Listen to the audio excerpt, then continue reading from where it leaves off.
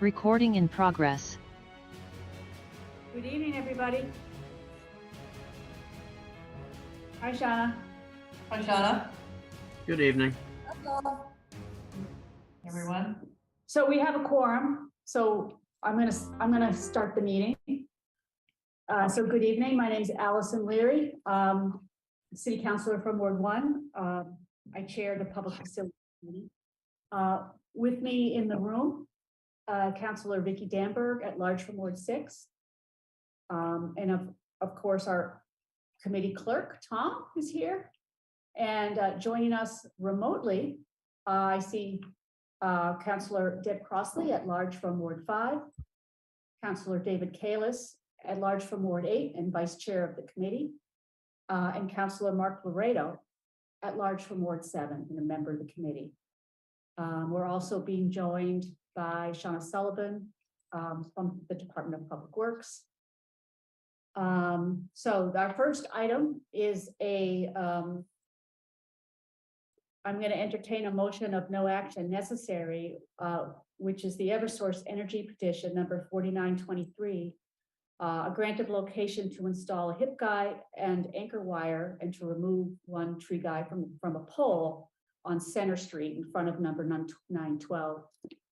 This was withdrawn by Eversource, and this is in Ward 6. Ward 6, I make a motion for no action necessary. Okay. Are there any questions from the committee? Councilor Laredo. Just a quick question. I talked to the constituent who lives adjacent to this site, and I guess there was some city truck out there taking pictures today or yesterday. Ms. Sullivan, do you know anything about that?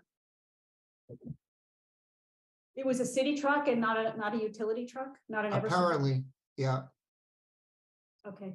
It could have been Parks and Rec checking on the tree. Okay, fine. That's more than sufficient. Thank you. Yeah, I think 912 Center Street, it actually might be Ward 7. So Mark, it's your pleasure. I'll move no action necessary. Thank you. Okay. I don't see anybody else's hand up. So there's a motion, no action necessary on this item. All those in favor, please say aye. Aye. Any abstentions?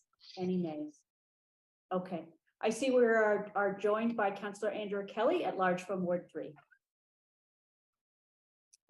Okay, next item. This is a public hearing. 78-23 National Grid petition for a grant of location to relocate an existing regulator station located at the intersection of California Street and Bridge Street along with the traffic box and 3 vent poles. This is in Ward 1.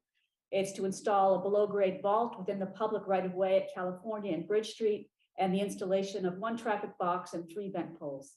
And I believe Ms. Mulroney is here from National Grid to kick off the discussion on this item. Yes, good evening. Thank you. National Grid respectfully requests to be able to relocate an existing regulator station located at the intersection of California Street and Bridge Street in Newton. The regulator station will improve system reliability and also be brought up to current regulation and safety standards. In addition to installing the below-grade vault within the public right-of-way at California Street and Bridge Street, a traffic box and 3 vent poles will be installed. The vent pole shall be green in color, while the traffic box shall be gray colored. Please see the plan set titled 6-inch prefabricated regulator station design, page 8 and 9 for exact plan and installation details. Page 7 shows the existing regulator station. Thank you. Oh, I just want to also, I would be remiss if I didn't introduce our councilor from Ward 4, Lenny Gentile, joining us as well. Oh, I introduced Deb Crossley.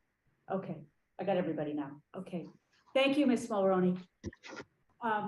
This is actually in my ward. I do have a few questions on it, and it might be something more for DPW than for Ms. Mulroney. So this is right in front of, this is in a busy area with right in front of the Grocery Garrison, the local small business. And I just had some concerns about how much, it's a busy area, kind of a very tight space to work in. And I did see the maps that showed the signage and everything. I just my question is around how long this would take and what kind of disruption do you anticipate and how are we going to mitigate it?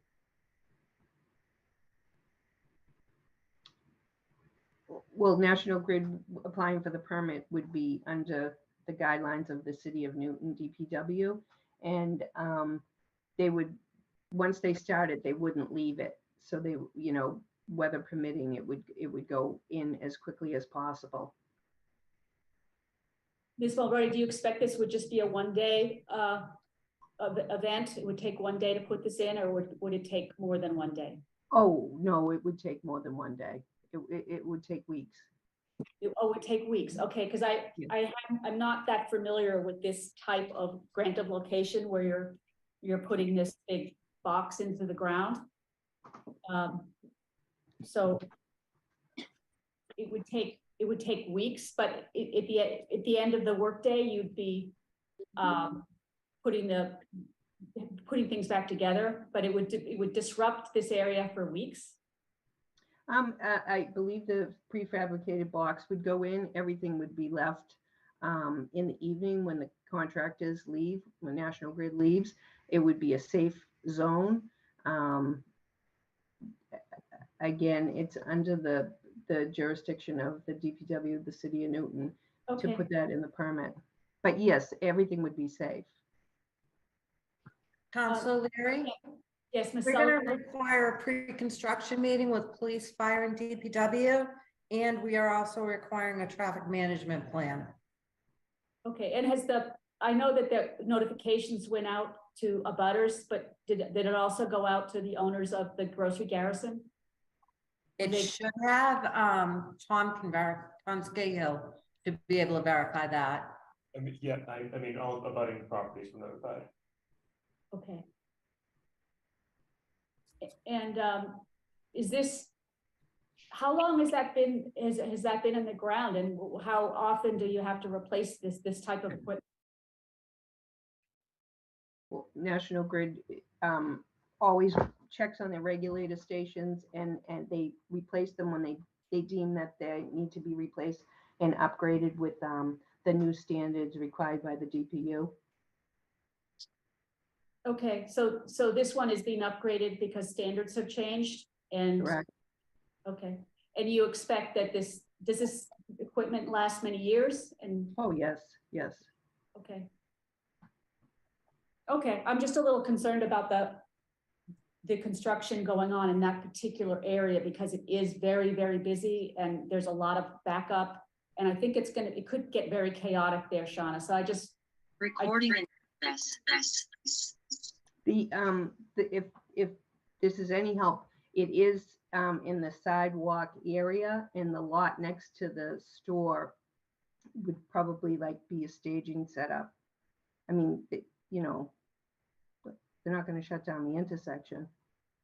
Yes, I understand, but they'll probably be disrupting the parking spaces along there.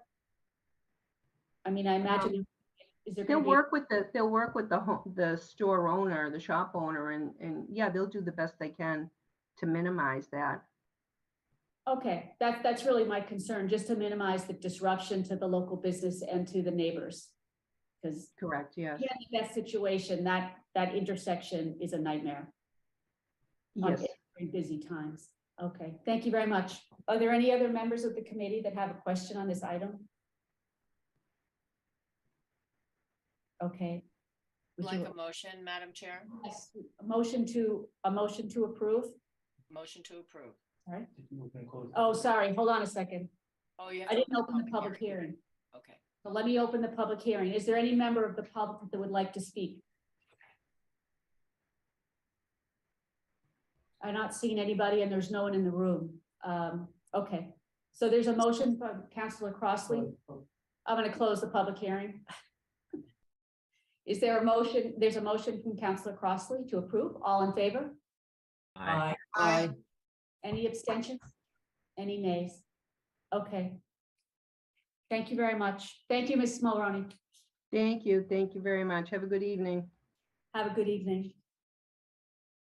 Okay, our next item is 87-23. Her Honor, the Mayor requesting authorization to appropriate and expend $3,255,000 in grant funding and authorization to borrow $1,085,000 in an interest-free loan from the MWRA for sewer infiltration inflow. This is the Financial Assistance Program, Phase 14, and this is for design and construction of sewer CIP Project 9. So, Thank you, counselors.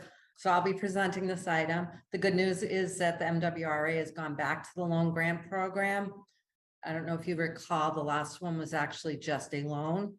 So this is really good news for us because 75% of it, $3,255,000 is grant funding. The remaining $1,085,000 is a zero interest loan to be paid over 10 installments over 10 years. We'll use it to do Area 9, which is Oak Hill, Wells Ave, and the Hampton Street area.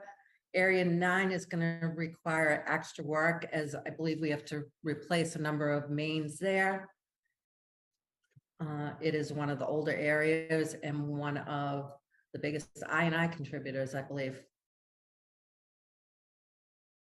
yes, I saw that. I actually, you might remember a while back, we had a site visit at the end of Sawmill Brook Parkway. I do. That sewer pipe is, and because Mhm. it smells. And there's a outfall right there, stormwater outfall that really looks awful. So I know this work is overdue and very welcome. It is to be a great project. Okay. Councilor Demper. As has just been said, this project is overdue.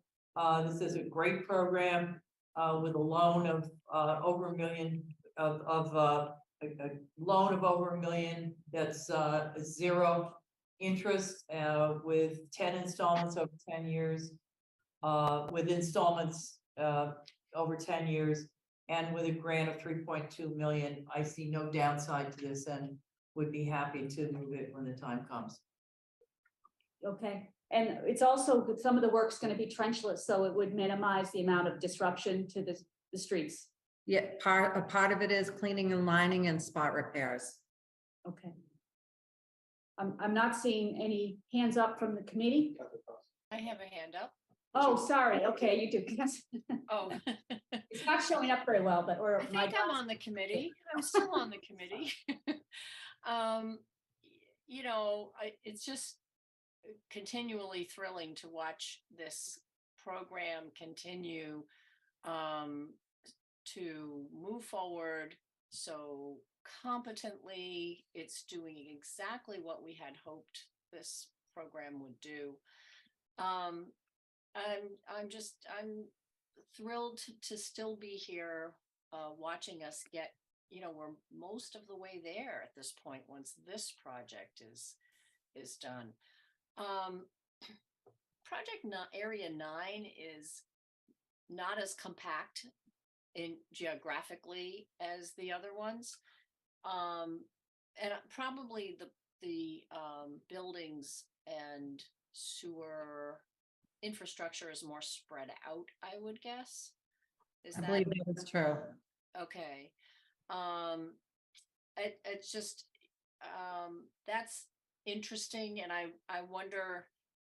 I don't remember the numbers in terms of infiltration in each of the project areas. I know we went from worst case to better cases, despite the fact that people are saying this project is overdue. You know, what if we didn't have this program? It probably never would have gotten done. So I guess what I'd love to hear, and you're probably not prepared to do it tonight, but it's been a while since we've had kind of a summary of where we stand with respect to both reducing infiltration and what those numbers are. I mean, at the beginning, before we started this program, I clearly remember we had 63% of the fluid in the pipes was clean water. And we've reduced that substantially, but I'd love to have an update. And, you know, understand what it's including up to this point. I'd love to have an update also on where the recent projects stand with respect to moving from design into actual construction. So, going back to 8 and 7 and so forth, and just, I'd just love to have a sort of an overview of. So I can give you a quick update on 7, 8, and 9. 7 is in post inspection. 8 is in construction right now. We've finished one portion of the design for area 9, and then in the process of finishing the second phase of area 9. Okay, great. So when we get to budget, Madam Chair, I mean, if we don't have time to have a separate meeting on our water, sewer, stormwater plans, I'm hoping we can have those summaries at that point, and also, be looking at the numbers and what's left in reserve. I think our reserves are extremely healthy, which is, as I recall, we're able to pay cash for some of the new transponders and water meters that we have to be replacing the rest of this year, which is not sewer, it's water, but it's, I'd love to have some time where we can understand where we stand with all of this work. But great job. Thank you very much.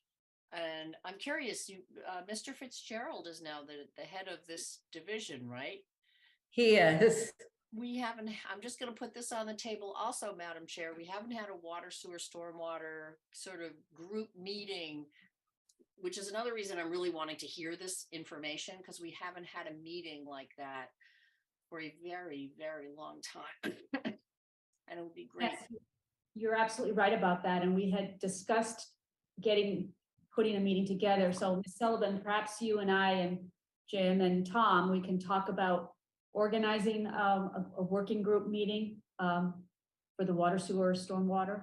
And I have to to Councillor Crossley and our mayor, who actually kicked off this program. What is it now? 8 years ago? Or At least. 20 FY 2013. Okay, 10 years ago now. That's when I first got elected. So it is great to see us how much we've the working group and the city has achieved in that time, in that period of time. So Ms. Sullivan, why don't we talk about getting that meeting together offline? I'll send an email tomorrow.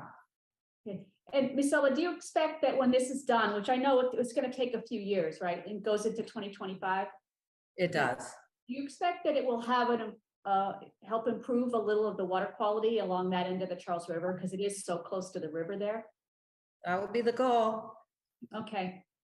Councilor Rado. I'm ready to move the item, Madam Chair. Okay, I was going to allow David Kalis, Councilor Kalis, to move it because it is his. I'll defer to Councilor Kalis. No, it's fine. Yeah, it's fine, certainly fine. Go ahead. I Okay. think Councillor Dansberg already moved it, though. I mean, we all want to move it, right? Okay, so we've had multiple motions for approval by this committee. So all those in favor, please say aye. Aye. Aye. Any abstentions? Any nays? Okay, that's unanimous. Thank you. Have a great night. Yes, good night, Ms. Sullivan. Thank you, Shauna. We just have 2 reappointments of 2 outstanding members of the Sustainable Materials Management Commission. 79-23, to honor the mayor reappointed Merrill Kessler of 147 Prince Street in West Newton to the Sustainable Materials Management Commission for a term to expire March 15th, 2026. And does the committee okay if we do this together? You can't do this together, Yeah, Councilor. You need to have separate votes. Oh, okay. So I would be happy to move the reappointment of Merrill Kessler. Okay, thank you. Councilor Kelly's moved approval to Ms. Kessler to the Sustainable Materials Management Commission. All those in favor, please say aye. Aye. Aye. Any abstentions? Any nays? Okay, thank you. And then 80-23, is the reappointment of Carl Valente to the Sustainable Materials Management of 84 Summer Street, Newton, for a term of office to expire March 15th, 2026. Uh, I'll move it. He is in Ward 6. Oh, I'm never happy, mind. Okay. happy to move his reappointment. Okay, I don't, not seen any questions from the committee, so there's a motion to approve. All those in favor, please say aye. Aye. Any abstentions? Any nays? Okay. Well, that was unanimous. And that's our business for this evening. Now you can all go join programs and services. Or Bye, not. thanks. Good night. Yeah, Have a- or not.